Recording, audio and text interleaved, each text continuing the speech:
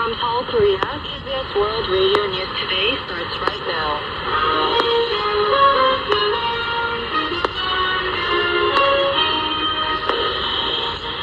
On today's broadcast, President Chilean President Jose Antonio Cast agreed to reactivate a joint committee in hopes of improving the free trade agreement that's been in place since 2004.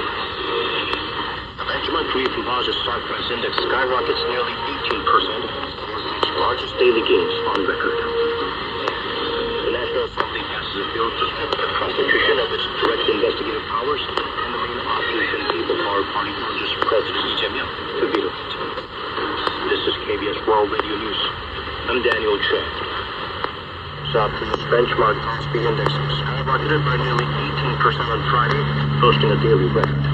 Analysts say that although Friday's surge has created investor jitters following the plunge of more than 10% on Black Tuesday, the KOSPI fluctuations have instilled a sense of anxiety among investors. Region has the details. South Korean stocks soared nearly 18% on Friday, rebounding from a three-day decline and setting a record in daily gains.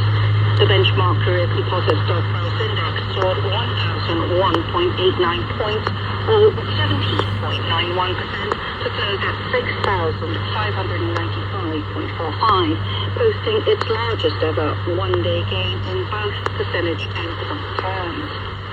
Still, the index has shed 95.17 points from a week earlier, ending down 1.42% for the week. Samsung Electronics shot up 26.81% to close at 262,500 won, or about $183.41, while SK Hynix surged by its daily upper limit of 30% to close at 1.718 million won.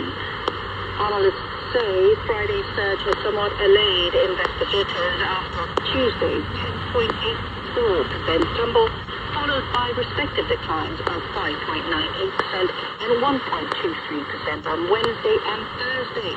However, they noted that the constant fluctuations in the composite index have instilled a sense of anxiety among investors. The index has fluctuated by 3% or more on 14 trading days this month. Hoo-Hee-jin, KBS World Radio News. Hello, it is Friday, the 31st of July. Welcome to Korea 24. I'm your host, Andrew Jung. South Korean President Lee Jae-myung met with Chilean President Jose Antonio Cast in Santiago to discuss free trade and critical mineral supply chains. In other headlines, the South Korean benchmark KOSPI index skyrocketed almost 18%. More on both stories in today's news briefing. During our in-depth news analysis, we discussed the divorce between SK Group chairman Choi Tae-won and his ex-wife Do So-young, and the huge sum of money that the former couple will split. Plus, in our weekly movie spotlight, we discussed The Fit, a dystopian indie film, and The Girls, a coming-of-age movie about 4 high school girls.